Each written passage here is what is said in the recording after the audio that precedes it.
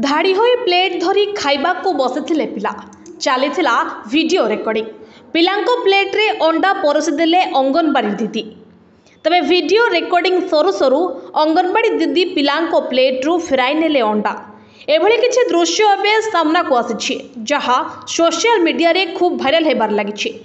कर्नाटक रो कोपालो जिला एठारे एक अंगनवाड़ी केन्द्र रे पिलांको अंगनवाड़ी दीदी अंडा परोसिथिले।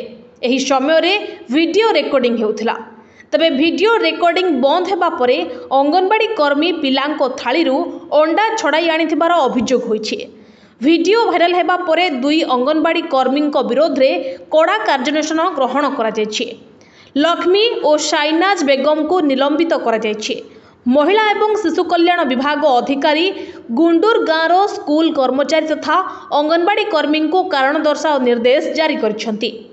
Bureau report NTV।